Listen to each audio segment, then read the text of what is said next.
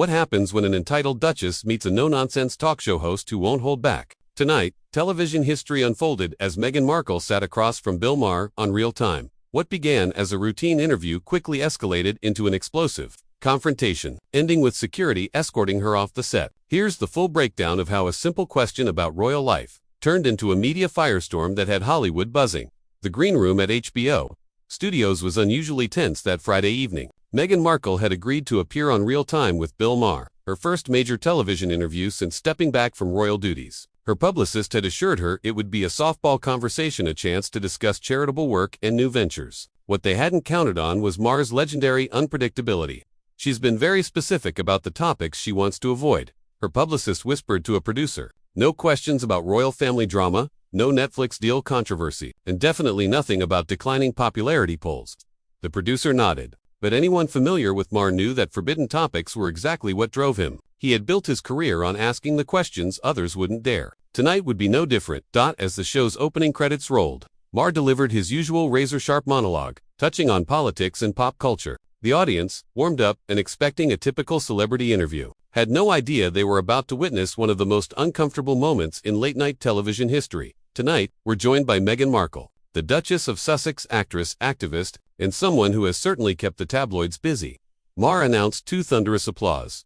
She walked onto the set with the poise of someone used to the spotlight, her smile perfectly rehearsed, her designer dress catching the studio lights just right. For the first few minutes, everything seemed to be going according to plan. "Thank you so much for having me, Bill," Meghan said, settling into her chair with practiced grace. "I'm excited to be here and talk about some of the amazing projects we have coming up." "Well, before we get to the projects, I have to ask," Maher began, his trademark smirk forming. "How does it feel to be the most controversial member of the British royal family since, well, maybe ever?" Meghan's smile faltered slightly, but she recovered quickly. "I think that's a bit of an exaggeration, Bill. I'm just someone who married for love and has been trying to make a positive impact in the world, right? But you've got to admit the situation's been dramatic," Maher pressed. "The tell-all interviews, the Netflix series, the book deals, it's like the royal family's own reality show, just with more tiaras and less self-awareness." The audience chuckled, but Meghan's expression had noticeably cooled. "There's been a lot of misinformation spread about Harry and me. We've simply been trying to tell our truth and protect our family." "Your truth," Maher repeated, emphasizing the words with obvious skepticism. "Since when did we start having multiple versions of the truth? I thought truth was just truth." "Well, Bill, when you've faced a coordinated campaign of harassment and lies by the British tabloid press, you understand that sometimes you have to set the record straight yourself." Maher leaned back, warming to the topic. "But here's what I'm curious about. You knew what you were getting into, marrying into the royal family, right? Prince Harry wasn't exactly a coffee shop barista when you met him. The guy came with a well-documented history of media attention." "That's oversimplifying things considerably," Meghan replied sharply. "No one can truly prepare for the level of scrutiny and, frankly, abuse that we faced." "Abuse?" Maher raised his eyebrows. "I'm not saying the press is always fair, but isn't calling legitimate criticism abuse a bit much? You're public figures. You took millions from Netflix to tell your story. You can't have it both ways." "What we experienced went far beyond legitimate criticism, Bill," Meghan said. "We're talking racist attacks, invasion of privacy, a deliberate campaign to undermine everything we tried to do." Tension in the studio was palpable. Maher sensed he'd struck a nerve and, true to form, pressed harder. "Okay, but let's talk specifics. You said in the Oprah interview that you were essentially a prisoner, that your passport was taken, that you couldn't leave. Yet we see trips, a baby shower in New York with celebrity friends. How do you reconcile that?" Meghan's composure was visibly cracking. "Now, those are completely different situations, and you're taking things out of context. Am I? Because it seems like whenever someone points out inconsistencies in your narrative, the response is always that they're taking things out of context, or that they're racist, or part of some conspiracy against you. That's not fair, Bill. What's not fair is making serious accusations about an entire institution and then claiming victim status when people ask for clarification. You accuse someone in the royal family of making racist comments about your unborn child. That's a huge accusation, but then you won't say who it was. And Harry later says it wasn't racist, just unconscious bias. Which is it?" The audience was silent now, sensing the interview had taken an unexpected turn. Meghan's publicist gestured frantically from the side, trying to signal a topic change. "I think you're deliberately mischaracterizing what we said," Meghan replied, her voice rising slightly. "And I find it interesting that you're so quick to defend an institution that has a documented history of racism and exclusion." "I'm not defending anyone," Maher shot back. "I'm asking questions. That's what journalists do. Or at least, That's what we used to do before everyone decided that asking tough questions was somehow problematic. You know what Meghan said, her carefully maintained composure beginning to crack. I came here tonight thinking we could have a respectful conversation about the work I'm doing, about the causes I care about. Instead, you're rehashing tabloid talking points and trying to gotcha me with questions that have already been answered. They've been answered, Maher countered. Really? Because from where I'm sitting, every time someone asks a direct question, you give a non-answer and then play the victim card. Look, I get it, the press can be brutal, but you signed up for this life. And more importantly, you've made a career out of talking about this life.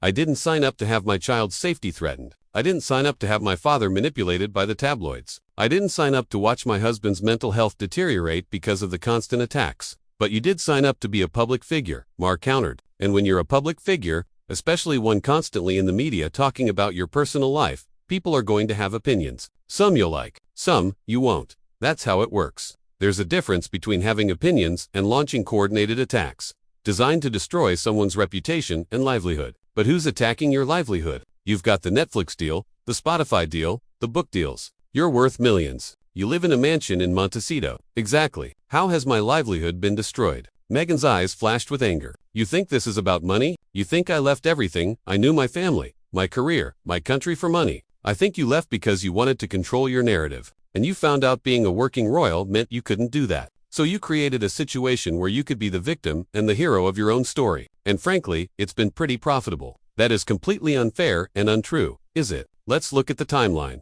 You join the royal family. You get a fairy tale wedding that costs millions of pounds in taxpayer money. You get a platform reaching billions. But then you find out being a royal means following certain protocols means not being able to do whatever you want, whenever you want. So what happens? Suddenly, everyone's racist. Everyone's against you. The institution is terrible, and you have no choice but to leave and tell your story to the highest bidder. You're completely misrepresenting what happened. Then explain it to me, because from the outside, it looks like you wanted all the benefits of being a royal, the titles, the prestige, the platform, but none of the responsibilities or limitations that come with it.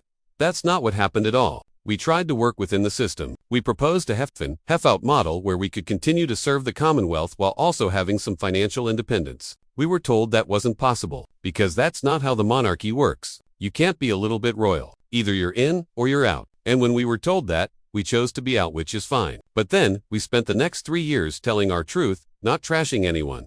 There's that phrase again, your truth. But here's the thing about truth, it's not subjective. Either something happened or it didn't. Either someone said something or they didn't. You can't have your truth. My truth, Harry's truth, and the royal family's truth. There's just truth. Meghan was visibly frustrated now, her hands gesturing more animatedly. Bill, you're being deliberately obtuse. When you've been lied about for years, when your words have been twisted and taken out of context, when you've faced a level of scrutiny no other member of that family has ever faced. Sometimes you have to set the record straight. But that's just it, Maher shot back. Other members of the royal family have faced scrutiny. Princess Diana faced incredible scrutiny. Sarah Ferguson faced scrutiny. Even Kate Middleton has faced scrutiny. The difference is they didn't run to Oprah every time someone wrote something mean about them. Don't you dare compare our situation to Diana's, Meghan snapped. Diana was trapped in that system with no way out. She was isolated and alone. Harry and I had each other, and we made the difficult decision to put our family first. Diana was trapped. Diana gave one of the most famous interviews in television history. Diana wrote a book. Diana had relationships with journalists. She knew exactly how to work the media when she wanted to. The difference is she understood that being a royal meant accepting criticism, and she dealt with it with grace and dignity. Grace and dignity. Meghan's voice rose. You mean she suffered in silence while her husband cheated on her publicly? She developed eating disorders and self-harmed because of the pressure. That's your definition of grace and dignity. No, my definition of grace and dignity is not airing your family's dirty laundry on international television for money. My definition is understanding that when you marry into an institution that's existed for over 1,000 years, you don't get to change the rules just because you don't like them. So, we were supposed to just accept racism. We were supposed to accept that our son would be treated differently because of the color of his skin. Again with the racism allegations, Maher interrupted. I'm not saying racism doesn't exist. I'm not saying the royal family is perfect. But you've made incredibly serious accusations, and when people ask for specifics, you get defensive. You want to have it both ways. You make the accusations, but you don't want to face scrutiny. The scrutiny. Meghan stood, her voice shaking with anger. The scrutiny has been non-stop for 5 years. Everything I do, say, where it's analyzed and criticized. I've been called everything from a social climber to a gold digger to a narcissist. And when I try to defend myself, I'm told I'm playing the victim. But you are playing the victim. That's exactly what you're doing right now. Maher said, I'm not playing anything. I'm trying to have an honest conversation about the challenges we faced, and you're attacking me for it. I'm not attacking you. I'm asking questions. The fact that you see questions as attacks is part of the problem. The problem, Meghan's voice rose further. The problem is, people like you think you can say whatever you want about me and my family without consequences. The problem is, you think because I'm married into the royal family, I gave up my right to basic human decency. Nobody's denying your right to be treated with decency. But you don't have a right to be immune from criticism, and you certainly don't have the right to make serious accusations without being challenged. The audience watched, a mix of fascination and discomfort, realizing this was far from the friendly celebrity interview they expected. You know what, Bill? Meghan said, her voice trembling. I think I'm done here. This isn't an interview, it's an ambush. You invited me under false pretenses, and now you're trying to humiliate me on national television. I'm trying to have a conversation, Maher replied calmly. But every time I ask a direct question, you deflect and play the victim. You came on a talk show, Meghan. This is what talk shows do. We talk about things. You call this talking. You've spent the last 20 minutes attacking everything I've said, twisting my words, making me out to be some kind of villain. This is exactly the behavior that drove us away from the UK. No. What drove you away was that you couldn't handle being in an institution where you weren't the center of attention. You couldn't handle that there were rules and protocols that applied to everyone, including you.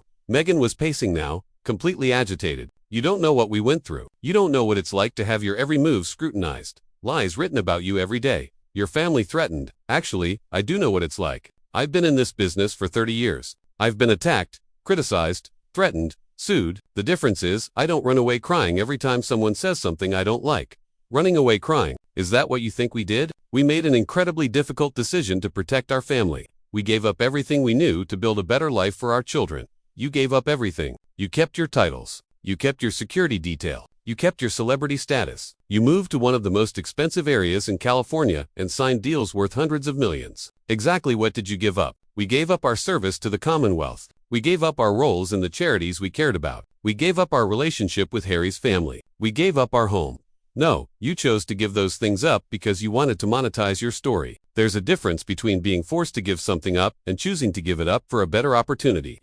That's not what happened, and you know it. We were pushed out. We were made to feel unwelcome. We were told there was no place for us in the modern monarchy. Or maybe you were told the monarchy isn't about you. Maybe you were told being a royal means serving something bigger than yourself, and you decided that wasn't for you. How dare you question our commitment to service? Look at what we've done since leaving. Look at the organizations we've supported, the causes we've championed. We've done more meaningful work in 3 years than most people do in a lifetime. Meaningful work. You mean the podcast where you talked about yourself for 12 episodes? You mean the Netflix series where you compared your wedding to Nelson Mandela's release from prison? You mean the book where Harry aired every family grievance? We shared our experiences to help others going through similar struggles. We used our platform to raise awareness about mental health, about racism, about the importance of authentic storytelling. You used your platform to settle scores and make money. And there's nothing wrong with making money, but don't pretend this is about helping people. This is about revenge. Revenge against whom? Against the institution that refused to protect us. Against the media that systematically destroyed our reputation. Against the people who stood by while we were attacked. Against the family that didn't give us everything we wanted. Against the institution that expected us to follow the same rules as everyone else. Against the country that didn't fall in love with us the way we expected. This is unbelievable. You're suggesting we left because we wanted attention. We left to protect our son from growing up in an environment where he'd constantly be compared to his cousins. Where he'd be treated as less because of his heritage. And how's that working out? Because from where I'm sitting, you've put your children in the spotlight more than any royal children ever have. You've got them on Christmas cards, in documentaries, in public statements. How is that protecting them? We share what we choose to share. When we choose to share it, we control our narrative now, not the tabloids, right? Because that's worked out so well. Your approval ratings are in the toilet. Half of America thinks you're opportunistic, the other half thinks you're delusional. But hey, at least you're controlling your narrative. My approval ratings. Is that what this is about? I care about looking my children in the eye and telling them I stood up for what was right. What was right? What was right about accusing people of racism without evidence? What was right about airing private family conversations? What was right about making money off your family's pain? What was right was refusing to be silenced. What was right was speaking up when we saw injustice. What was right was putting our family first, instead of protecting an institution that didn't protect us. You know what? I think we've heard enough about your truth for one night. Because here's the actual truth, what everyone can see, but you refuse to acknowledge. You wanted to be the star of the royal family, and when you found out that wasn't how it worked, you decided to burn the whole thing down. That's enough. Meghan's voice shook with fury. I don't have to sit here and listen to this. I don't have to be subjected to this kind of treatment. You're right, you don't. But the fact that you're walking away, instead of defending your positions, kind of proves my point, doesn't it? I'm not walking away. I'm refusing to participate in a character assassination disguised as an interview. Character assassination. I'm asking you to defend the things you've said and done. If you can't, maybe the problem isn't with the questions. The problem is you've already made up your mind about me. You've decided I'm the villain, and nothing I say will change that. I haven't decided anything. I'm asking you to explain your actions, and instead of explaining them, you attack me for asking. I'm not attacking you. I'm pointing out this interview is a sham. You brought me here to embarrass me, and I'm not going to give you that satisfaction. I brought you here to have a conversation, but conversations require two people willing to engage. Honestly, you're only willing to engage if everyone agrees with you. That's not true, and you know it. Then sit down and answer the questions. I'm done answering your questions, and I'm done with this interview. Meghan began walking toward the edge of the stage, her heels clicking loudly on the floor. The audience watched in stunned silence as she moved toward the wings. Ladies and gentlemen, Meghan Markle, Maher said sarcastically, gesturing toward her retreating figure. Another brave warrior for truth and justice. As long as nobody asks her any hard questions, Meghan called back over her shoulder, her voice echoing through the studio. You're pathetic, Maher replied. And you're exactly what I thought you were. Thanks for proving my point.